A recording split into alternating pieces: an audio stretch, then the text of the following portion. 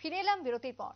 পৌষ সংক্রান্তি পালনে মেতে উঠেছে রাজ্যবাসী। সকাল থেকে হরিনাম সংকীর্তন, বেলা বাড়তেই লুট এবং তারপরেই নগর কীর্তনের মধ্য দিয়ে শুরু হয়ে যাচ্ছে এই পৌষ সংক্রান্তির উৎসব আমেজ। যেমনটা ছবি পরিলক্ষিত হলো এবার কমলপুরে সংক্রান্তি উপলক্ষে সকাল 9টা থেকে পাড়ায় পাড়ায় হারমোনিয়াম, মৃদঙ্গ, করতাল, কাঁসা নিয়ে হরিনাম সংকীর্তনে বের হয় সংশ্লিষ্টরা এবং তার সঙ্গে চলে লুটের আয়োজন। যদিও প্রতি পাড়ায় পাড়ায় সকলেই এই হরিনাম, লুট এবং কদমা বাতাসা সকল কিছুতেই মেতে ওঠেন।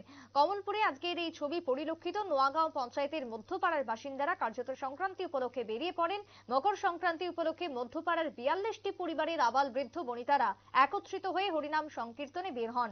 সন্ধ্যায় পাড়ায় থলিতে সমাপ্ত করে কীর্তনের মাধ্যমে খিচুড়ি প্রসাদেরও আয়োজন করা হয়। সবকিছুকে ঘিরে সংক্রান্তির আমেজ, সংক্রান্তির আনন্দে মেতে উঠেছে রাজ্যবাসী। কমলপুরের মধ্যপাড়া থেকে কি বক্তব্য উঠে এসেছে সংশ্লিষ্টের, শুনুন।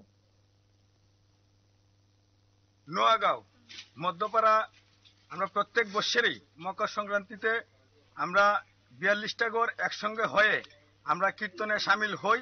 তাছাড়া আমাদের যে মধ্যপাড়া সবাই মিলে আমরা খুবই আনন্দ করি ওই দিনটাতে, এবং বিভিন্ন আয়োজন, যেমন আমাদের পাড়ার সবার জন্য যেমন খিচুড়ি থেকে ধরে আমরা সন্ধ্যার ভিতরে আমরা কীর্তন শেষ করে নেই এবং আমরা সবাই মিলে খুবই আনন্দে একসঙ্গে সামিল হই।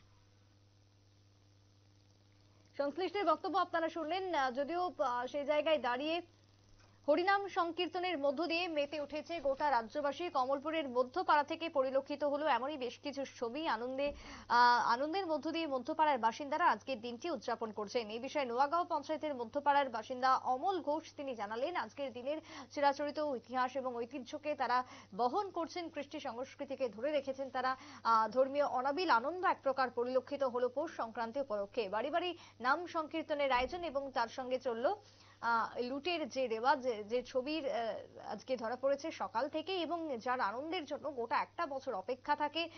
সকাল থেকে আলপনা দেওয়া, তার সঙ্গে পিঠে পুলি তৈরির আয়োজন এবং তার সঙ্গে হরিনাম সংকীর্তন, সবকিছু মিলিয়ে আজকের পৌষ সংক্রান্তি, সেই সংক্রান্তি একেবারে জমজমাট ভাবে পরিলক্ষিত হলো রাজ্যে। যদিও শুধুমাত্র আমাদের রাজ্যের দিকে বললে হবে না, গোটা দেশে এই মুহূর্তে সংক্রান্তি বা মকর সংক্রান্তি পালন করা হচ্ছে মহা ধুমধামের সঙ্গে। বিশেষ করে গঙ্গাসাগরের দিকে যদি আমরা তাকাই, সেখানেও পূর্ণ স্থানে মেতে উঠেছিলেন পূর্ণার্থীরা।